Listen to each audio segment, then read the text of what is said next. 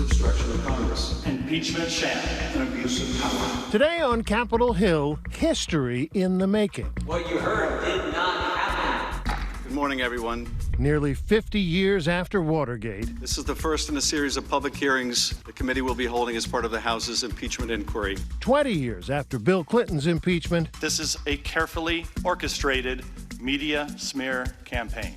a rare ritual in our democracy took center stage in the largest and most ornate hearing room in the House. This spectacle is doing great damage to our country. It's nothing more than an impeachment process in search of a crime.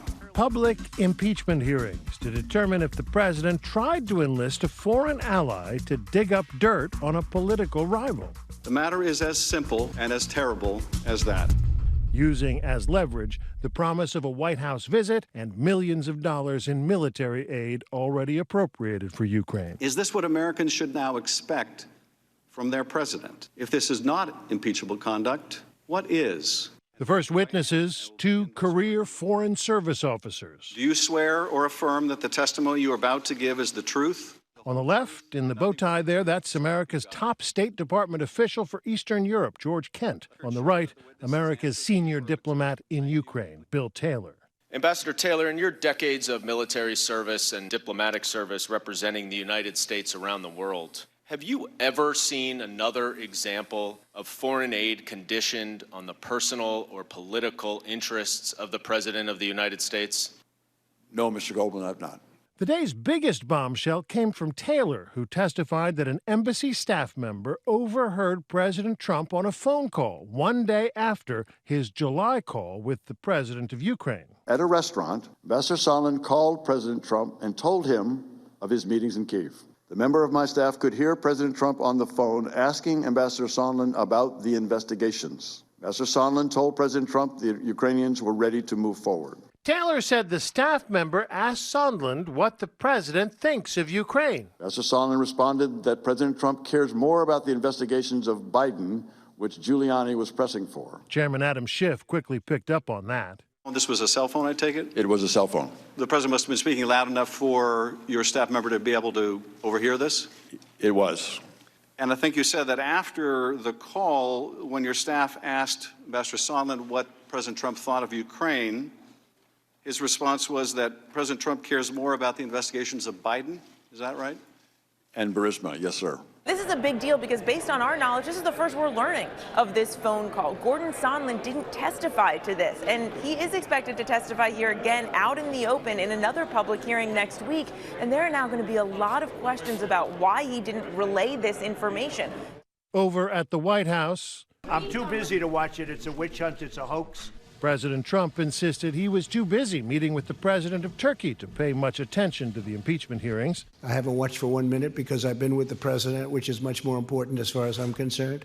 This is a sham and shouldn't be allowed. As for that phone call with Gordon Sondland, Trump said it didn't ring any bells. First time I've heard it. The one thing I've seen that Sondland said was that he did speak to me for a brief moment, and I said no quid pro quo under any circumstances, and that's true. The other, I'd never heard this. From start to finish, the questioning was bitterly partisan. Democrats eager to make the case that the president put his own political interests ahead of the national interest through a shadow foreign policy spearheaded by Rudy Giuliani. What interest do you believe he was promoting, Mr. Kent? I believe he was looking to dig up political dirt against a potential rival in the next election cycle. Ambassador Taylor, what interest do you believe he was promoting? I agree with Mr. Kent. The Republicans raised doubts at every turn. You didn't listen on President Trump's call and President Zelensky's call? I did not. You've never talked with Chief of Staff Mulvaney? I never did. You never met the president? That's correct. President Zelensky never made an announcement. This is what I can't believe, and you're their star witness. You're their first witness. Let me just say that I don't consider myself a star witness for anything. They do. You don't. No, I don't. One Republican called this a low-rent Ukrainian sequel to the Russia probe, insisting there's not even any proof of a crime. The security assistance was provided to Ukraine without the Ukrainians having done any of the things they were supposedly being blackmailed to do. For the millions of Americans viewing today, the two most important facts are the following. Number one, Ukraine received the aid. Number two, there was in fact no investigation into Biden. Democrats quickly countered that's only because the anonymous whistleblower sounded the alarm. On September 9th, when the Inspector General informed Congress that that complaint had been withheld, the White House also learned that Congress now inevitably would learn about the complaint. It was less than 48 hours later that the military aid would be released. For members of Congress, this is a marathon. Early this morning, we traveled to the Capitol with Maryland Democrat Jamie Raskin, a member of House Judiciary, the committee ultimately responsible for drafting articles of impeachment. I think that their testimony is going to have an extraordinary consequence across the country as people absorb the shock of what they're saying. Over the course of the day, Raskin grew increasingly frustrated with his Republican colleagues. I was dismayed that the Republicans chose to recycle all of the discredited and defunct conspiracy theories about the past. Second floor. But Barbara Comstock takes a different view. She's a former Republican congresswoman from Virginia, a veteran of the Clinton impeachment. It's being looked upon as a partisan process because that's what it's been before. The partisan divide you saw in that hearing room is also the cultural divide in the country. The Democrats called these paragons of the establishment, these men who had given their life to the values, the institutions that are at the highest levels of the American establishment. And for a lot of Americans, they don't trust that establishment anymore. They trust President Trump. Adam Schiff has no credibility. This guy's a proven liar. Today at Trump Tower, some of the president's most ardent fans hate-watched the hearings in the lobby bar. No, our president's working. This is not stopping what he's doing. And you see it every day. He's being very successful. He's winning. And we're not tired of winning. And we're still kicking their. But out in the country, the polls show Americans split down the middle over impeachment. 49% say the president should be impeached and removed from office. The rest, not convinced. So we asked our intrepid campaign reporters to take the pulse among voters in 3 early primary states, Iowa, New Hampshire, and South Carolina. I'm Sergi. I'm here in Des Moines, Iowa, and we are 82 days away from the Iowa caucuses. Voter Stephanie Morrison told Sam she found the hearings unexpectedly informative. I thought I had an opinion, an idea about the impeachment that it perhaps wasn't a great thing. Listening to the details from Ambassador Taylor is starting to change my mind a little bit with his details and such detailed notes. I'm Chris Donato in Concord, New Hampshire, home of the First in the Nation primary. In New Hampshire, Chris found that impeachment wasn't must-see TV. Did you watch it at all? I did not. I was out hunting today. It's the first day of deer season. Oh.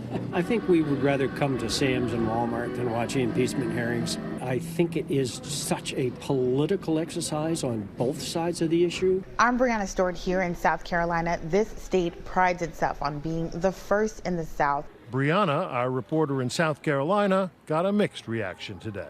Everyone needs to be held accountable at the same level, you know. A normal person or the president. So I think that should be our top priority right now. Do you care about this impeachment process? Oh, absolutely, yes. I mean, it's the leader of our country getting impeached, and that doesn't happen often. I hope it doesn't happen. We will never get the chance to see the whistleblower raise his right hand. Today's hearing also touched on who hasn't been called to testify yet. Now, there is one witness that they won't bring in front of us. They won't bring in front of the American people. And that's the guy who started it all. The whistleblower. Thank you. I say to my colleague, I'd be glad to have the person who started it all come in and testify. President Trump is welcome to take a seat right there. Democrats rejected a Republican motion to subpoena the whistleblower to testify behind closed doors. Meanwhile, there are plenty of others with firsthand knowledge that the White House is blocking from appearing. I think it's important for the public and for that process to have more of the witnesses in front of them, and including firsthand witnesses like Rudy Giuliani, Mick Mulvaney, John Bolton, who so far the president does not want to testify. None of which will make this impeachment process any shorter. But if lawmakers hope to build any consensus, it's important to get all the facts. Today, We are adjourned. clearly, was just the beginning.